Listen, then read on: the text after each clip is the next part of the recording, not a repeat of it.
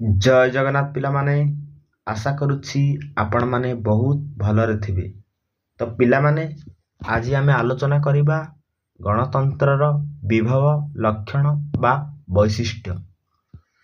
ତ ପିଲାମାନେ, ଆମେ ଜାଣିଛନ୍ତି ଗଣତନ୍ତ୍ର ପାଠଟି ଆମର ଇଣ୍ଟରନାଲ ଏକ୍ଜାମରେ ପଡ଼ିବ। ତ ତେଣୁକରି ପିଲାମାନେ ଏହାକୁ ଅତି ସରଳ ଓ ପ୍ରାଞ୍ଜଳ ଭାବରେ ଏବଂ ଅତି ସର୍ଟରେ ଆଲୋଚନା କରିବା। ଓକେ ପିଲାମାନେ, ତ ଚାଲନ୍ତୁ ଡେରି ନ କରି ଭିଡ଼ିଓଟିକୁ ଆରମ୍ଭ କରିନେବା। ତ ପିଲାମାନେ, ମୌଳିକ ସମାନତା କ'ଣ?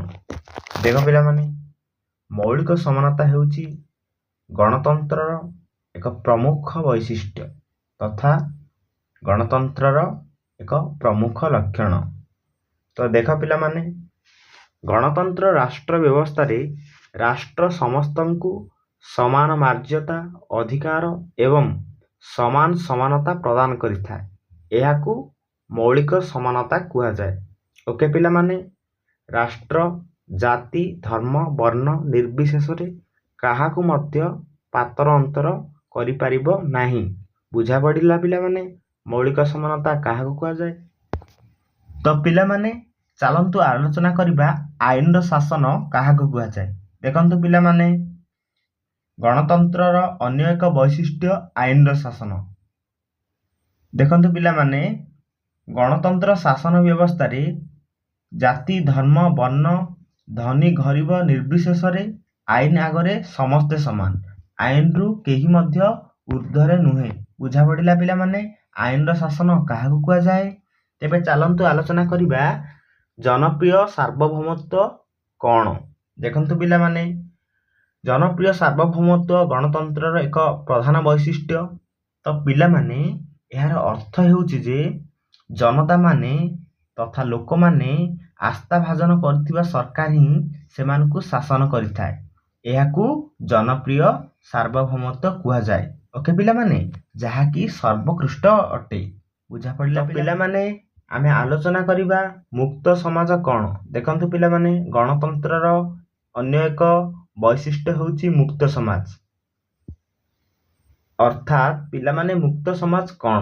ଦେଖନ୍ତୁ ପିଲାମାନେ, ଗଣତନ୍ତ୍ର ରାଷ୍ଟ୍ର ବ୍ୟବସ୍ଥାରେ ସମସ୍ତେ ଅର୍ଥାତ୍ ସମସ୍ତ ଜନସାଧାରଣ ମୁକ୍ତ ଭାବରେ ବିଚରଣ କରିପାରିବେ ଏବଂ ସେମାନଙ୍କର ଅଧିକାରକୁ ତଥା ସେମାନଙ୍କର ସ୍ୱାଧୀନତାକୁ ଉପଭୋଗ କରିପାରିବେ। ଏହାକୁ ହିଁ ମୁକ୍ତ ସମାଜ କୁହାଯାଏ। ତେବେ ପିଲାମାନେ, ଚାଲନ୍ତୁ ଆଲୋଚନା କରିବା ସହନଶୀଳତା କ'ଣ? ଦେଖନ୍ତୁ ପିଲାମାନେ, ଗଣତନ୍ତ୍ରର ଏକ ପ୍ରଧାନ ଲକ୍ଷଣ ସହନଶୀଳତା। ଏହାର ଅର୍ଥ ପିଲାମାନେ, ସହନଶୀଳତା ହେଉଛି ଅନ୍ୟମାନଙ୍କୁ ବିଶ୍ୱାସ କରିବା ଏବଂ ସମ୍ମାନ ଦେବା, ଯାହାକି ଶାସକ ଓ ଶାସିତଙ୍କ ମଧ୍ୟରେ ରହିବା ନିହାତି ଆବଶ୍ୟକ।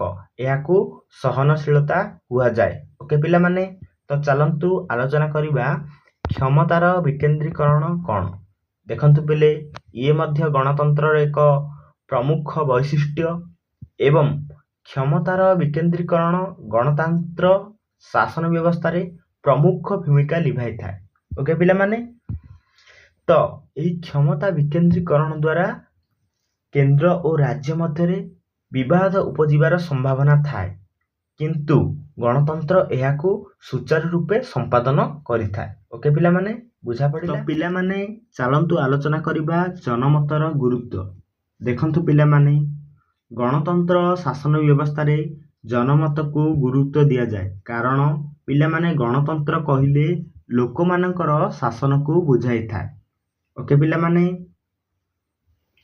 ତେଣୁ ଏଠାରେ ଲୋକମାନଙ୍କର ମତକୁ ଏବଂ ଅଧିକାରକୁ। ତ ଚାଲନ୍ତୁ ଆଲୋଚନା କରିବା ବ୍ୟକ୍ତିର ସ୍ୱାଧୀନତା ସୁରକ୍ଷା। ତ ଗଣତନ୍ତ୍ର ଶାସନ ବ୍ୟବସ୍ଥାରେ ବ୍ୟକ୍ତିର ସ୍ୱାଧୀନତାକୁ ସରକାର ସୁରକ୍ଷା ଦିଅନ୍ତି, କାରଣ ସମ୍ବିଧାନର ତୃତୀୟ ଭାଗରେ ମୌଳିକ ଅଧିକାରରେ ବ୍ୟକ୍ତିର ସ୍ୱାଧୀନତା ସୁରକ୍ଷା ବିଷୟରେ ବିସ୍ତୃତ ଭାବରେ ଆଲୋଚନା କରାଯାଇଛି ଏବଂ ଗଣତନ୍ତ୍ର ଶାସନ ବ୍ୟବସ୍ଥାରେ ବ୍ୟକ୍ତିର ସ୍ୱାଧୀନତା ସୁରକ୍ଷା ଦେବା ପାଇଁ ସରକାର ସଂକଳ୍ପବଦ୍ଧ ଅଟନ୍ତି। ଆଶା କରୁଛି ଭିଡ଼ିଓଟିକୁ ଅତି ସହଜରେ ବୁଝିପାରିଥିବ।